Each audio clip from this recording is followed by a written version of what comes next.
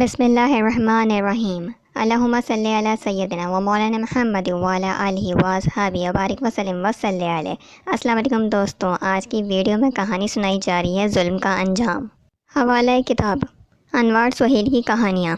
انوار سہیلی ایک مشہور اخلاقی اور ادبی کتاب ہے جو اشاعت کے بعد سے آج تک مسلسل فارسی کی مشہور کتابوں میں شمار ہوتی آئی ہے۔ اس کتاب کے ترجمے تقریباً دنیا کی تمام زبانوں میں ہوئے ہیں۔ ظلم کا انجام۔ چڑیوں کے ایک جوڑے نے درخت پر اپنا آشیانہ بنایا تھا اور دانہ پانی پر گزر اوقات کرتے تھے۔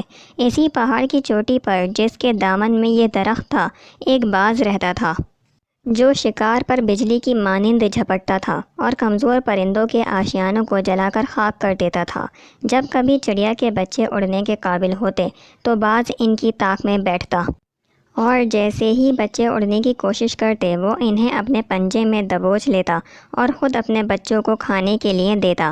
چڑیوں کا یہ جوڑا باز کے اس ظلم سے تنگ آ چکا تھا، لیکن اپنا آشیانہ اور اس جگہ کو چھوڑ کر کہیں اور جانا پسند نہیں کرتے تھے، اس لیے چپ چاپ اس کا ظلم سہ لیتے تھے۔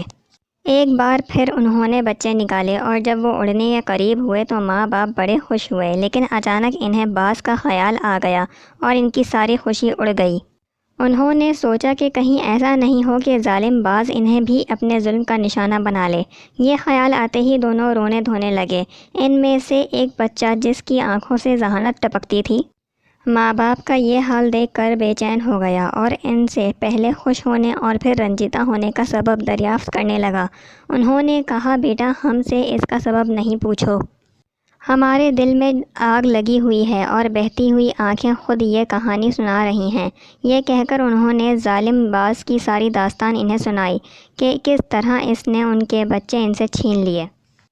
جب بچے نے یہ سنا تو بولا، آپ لوگ پریشان اور غمگین نہیں ہوں، موت کے حکم سے سرتابی کس کو مجال ہے، لیکن اللہ نے ہر درد کی دوا عطا کی ہے اور ہر غم کا علاج بخشا ہے۔ اگر ہم اس ظالم باز کے ظلم و ستم سے چھٹکارا پانے کی کوشش کریں تو ممکن ہے اس بار بچ جائیں اور وہ اپنے ارادے میں ناکام ہو۔ بچے کی یہ بات انہیں پسند آئی۔ دونوں ایک ساتھ اڑے۔ چڑیا نے غذا کی تلاش میں پرواز کی اور چڑے نے باز کے ظلم و ستم سے چھٹکارا پانے کی تدبیر سوچنے کے لیے جنگل کی راہ لی۔ ابھی اس کی سمجھ میں کچھ بھی نہیں آیا تھا کہ اچانک اڑتے اڑتے اس کی نظر ایک عجیب و غریب کیڑے پر پڑی جسے سمندر کہتے ہیں۔ چڑے نے دل میں سوچا کہ اگر میں اس سے اپنی داستان بیان کروں تو ممکن ہے کوئی حل نکل آئے اور وہ میری مدد کرے۔ فوراً اس کے قریب جا کر اسے سلام کیا، اس کی بندہ پروری اور غریب نوازی کی تعریف کرنے لگا۔ سمندر سمجھ گیا۔ اس نے فوراً پوچھا، تم کچھ اداس اور پریشان نظر آتے ہو، آخر کیا بات ہے؟ اگر سفر کی تھکان ہے تو کچھ دیر یہیں ٹھہر جاؤ اور اگر کوئی اور وجہ ہے تو حال بیان کرو، مجھ سے جتنا ممکن ہوگا میں تمہاری مدد کروں گا۔ چڑے نے اتنے دکھ بھرے انداز میں اپنا حال بیان کیا کہ سمندر کی بھی آنکھیں بھر آئیں۔ اس نے تسلی دیتے ہوئے کہا، صبر سے کام لو، انشاءاللہ بہت جلد میں تمہیں اس مصیبت سے نجات دلاؤں گا اور ایسی تدبیر کروں گا کہ اس ظالم کا آشیانہ راکھ کا ڈھیر ہو جائے گا، البتہ تم مجھے اپنا اور اس کا ٹھکانہ بتا دو۔ چڑے نے اسے دونوں آشیانے بتا دیے۔ اس کے بعد چڑا رخصت ہو کر خوشی خوشی اپنے آشیانے کی طرف چل پڑا۔